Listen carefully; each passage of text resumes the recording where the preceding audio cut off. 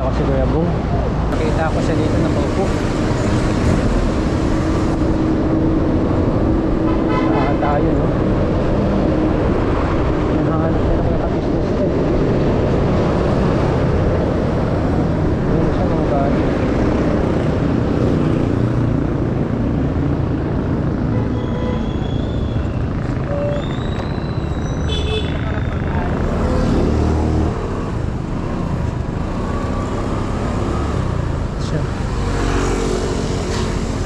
Kuya Bong, Hoy, basta. Balita, kumain ka na? Saan galing? Oh, wala ka na kuya? Umiwas na ako doon. Bakit? Oo. Umiwas na ako. Pero wala ka namang tampo kay kuya. Wala naman. Kila ate. Wala naman. Okay naman ako. Yung, ito mo, una lang, yung bako niloloko ka. Okay, fine. Eh, saan ka ngayon? Dito lang. Oo. Kumain ka na? Oo, basta ako. Hinahanap ka nila. At sabi nila, ginagawa lang daw nila yung banda doon. Oo. Sabi nila. Gusto mo punta tayo doon? Pasalan natin? Ayoko. Ayoko. Dito ka na lang. Oo. Ayoko. Ilang buwan ka na dito? 5 buwan na? Nagbakasyon sila lang, kasama ko lang yung... Nakulay yung bakasyon ko ulit. O, kasama sila, ano? May pap, tsaka yung kay ano? Kay, ano, pangalan ng asawa niya? May pap, tsaka yung kay... May pap, tsaka yung kay Beats. Sila. Oo. Meron po pala yung isa. Yung... Uli na yung... Kung sa ulit sa bahay, uli na yun. Uli na yung bahay yung... Ito sila nun. Ito. Yung tatlo sila yan ang... Ito sila yung dapulang. Dapat ganito, Kuya Bong. Dapat kinausap mo si kuya. Para alam lang nila kasi baka nag-aalala sila sa'yo. Hey. Ano ba ito dati? Kasi pag umulan, umaraw, mabasa ka dito. Kesa nandito ka. Ang layo mo na dito. Ano na to, sa Barte na ata to eh. Oo. Pero bumabalik ka pa dun banda. Oo.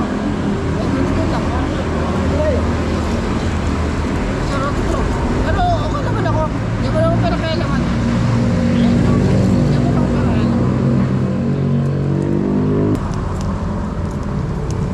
Nag-aalala sila sa'yo ata eh. Kaya wala alam na. Respeto ko sa kanila. Wala alam. Ay, ganun. Eh sayang, ang dami pa namang nagmamahal sa'yo. Nahanap pa nila. Ay, kaya ko.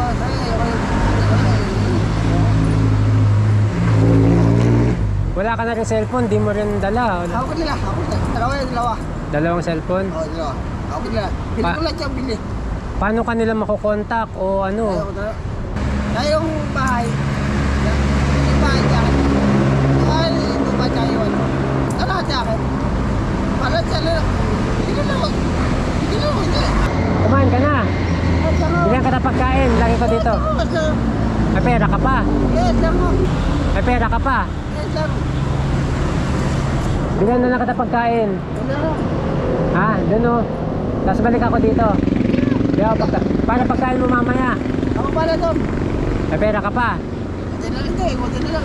Pwede lang ito eh. Oo.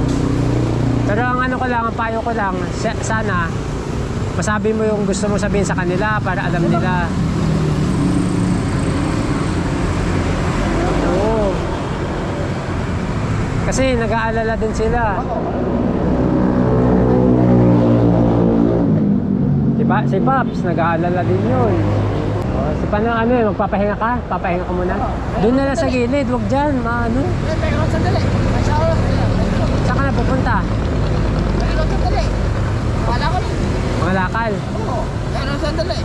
Daanan kita dito maya, bibili lang ako ng pyesa para mabigyan kita ng pangkain mo ha. Dito ka lang, bibili lang ako ng pyesa ng sakyan. O siya, sige, magpahinga ako muna dyan at bibili muna ako ng pyesa. Daanan kita dyan, bili ako pagkain, tsaka bigyan ka sa pagkain. Dyan lang, bibili lang ako dyan, ha? Pambira ka talaga, oh. Dami pa namang idol ka pa naman nila. Ingat, bantayan mo ko dyan, ha? Bili lang ako dyan. Oo.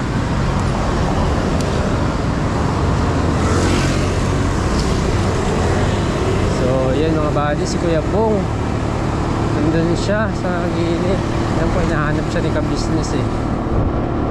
So, hindi ko alam yung gagawin ko mga buddy, kung sasabihin ko ba kay ka-business o ano. Kasi ayun niya mga buddy, ayaw daw niya, respeto. Hindi ko alam mga buddy kung paano. Kasi kung iisipin talaga natin, kung iisipin ko lang talaga yung makakabuti sa kanya, mas makakabuti talaga siya kaya ka-business kasi nga mas magiging maayos siya, may matutulugan.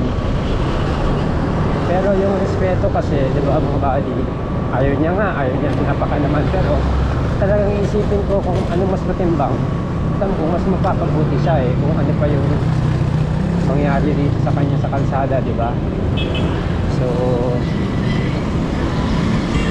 hindi ko lang alam mga buddy kung paano, pero siguro tawagan ko si Paps o kaya si kaka-business na nakita ko dito si Bong para pagbigay alam sa kanila, kasi yun yung alam natin makakatulong kay Bong eh.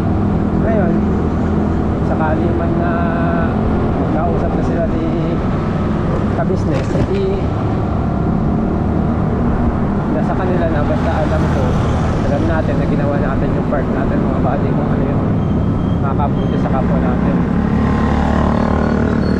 Maaaring para sa iba sabihin, ay huwag mo nang sabihin kasi ayaw niya nga bumalik, pero si ka-business naman hindi naman yan pipilitin kung sakabing ayaw niya talaga. Darating din naman talaga yung panahon na makikita nila sila kasi nandito lang naman siya sa kalsada.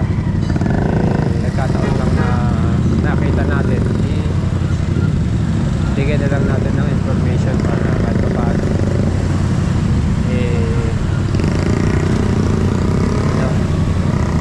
kahit pa paano makatulong tayo. So ayan, hindi lang kasi ako ng pyesa mga buddy, kasi may gataang pyesa sa sasakyan sa host. Sakto nakita ako siya sa mukhaan ko, sa gilid lang siya eh, matutulog na siya dapat siya eh.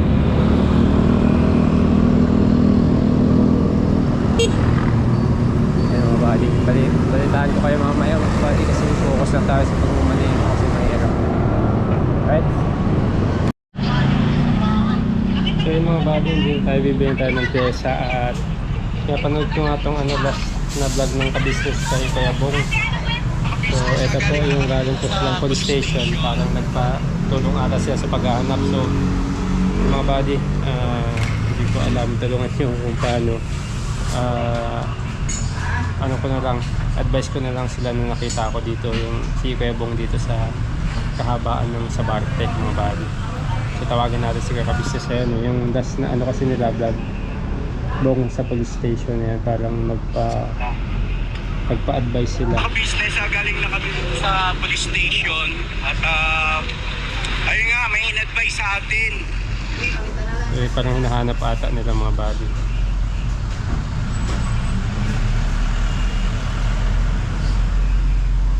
So yun mga buddy, pero hindi ko pa nakapanood ng buo to, pero yun, advice lang natin si ka-business, tawagan natin na nakita natin siya dito at least may idea din sila mga buddy. Mga buddy, tatawag natin si ka-business, ano natin kung sasagot.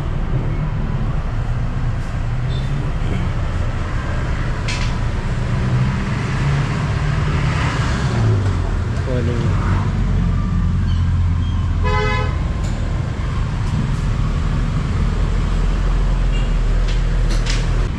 Nag-ring lang siya mga buddy.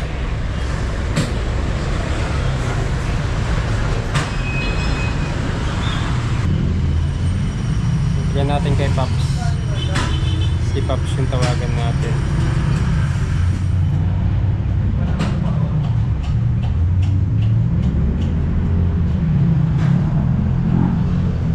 Si Paps naman tawagan natin.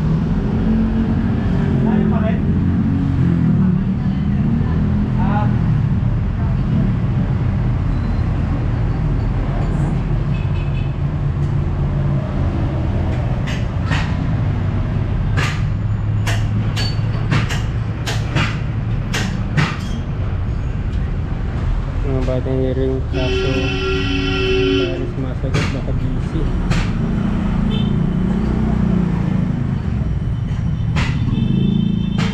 So yun mga batang, tawagan natin sila mamaya, baka busy lang sila. Right. So yun mga batang, pabalik na po tayo at daan natin si Gabong kung nandyan pa. Lasa ko kasi yan mga batang, aalis na siya dyan pag ganun na umiiwas. Alam niya kasi na talagang sasabihin ko din kung makikita siya sa vlog, kaya matik dun, aalis na yan dun. Lalo ngayon mga kabady, maambon, ulan na.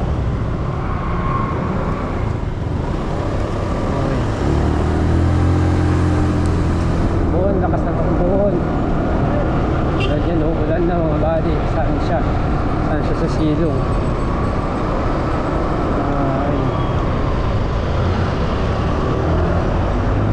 Natin kung nandun pa sa ano, nakakitaan natin sa kanya kanina.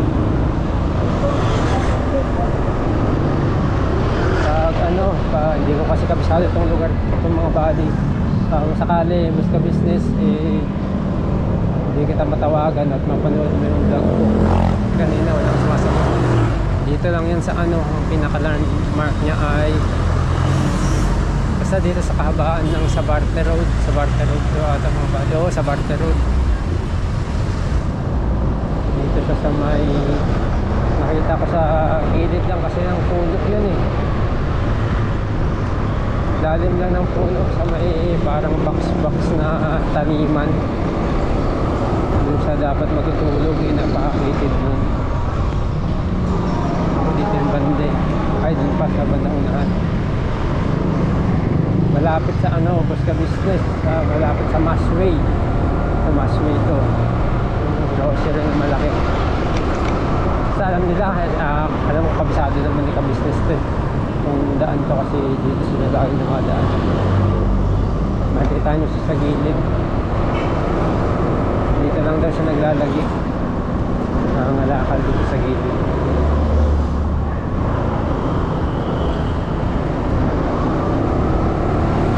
Natin kung nandun pa siya.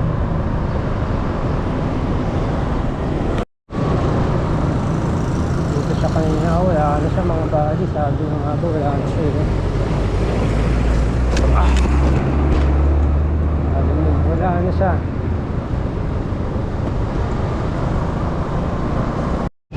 Wala na siya dun mga body. Sabi ko na nga ba, ayos agad yun Siyempre, alam niya kasi mga body na nakita natin siya. Ano agad siya, umalis agad siya doon. So, basta dito ko po siya nakita sa kahabaan ng Sabarte mga body. Si Kuya Bong. At bibigyan ko sana ng ano, ng pagkain niya. Sabi naman niya okay siya. At konting panggastos siya sana. Wala kasi akong barya mga body. Wala yung dala ko pagbuo ng pyesa. Nahirap na ang bawasan ko mga body. Hindi ako makakabili. Baka nandito lang yung banda. Kahabaan ng Kamarin. Ay hindi, Kamarin.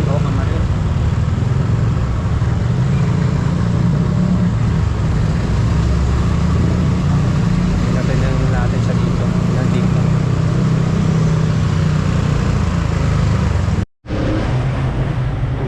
Sa bilihan ng piyesa mga body at nag-reply na si Papa Dins. Kaso late na itong mga body, wala siya dun. Tawagan natin si Papa Dins.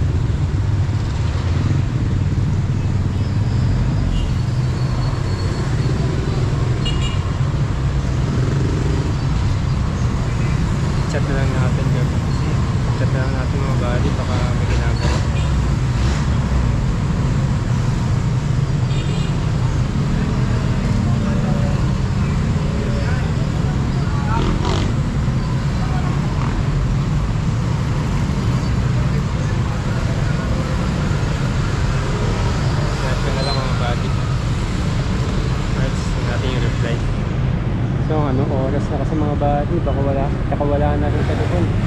Pero kung maikutan nila, baka makita nila at isa lang nila kung saan banda mga buddy.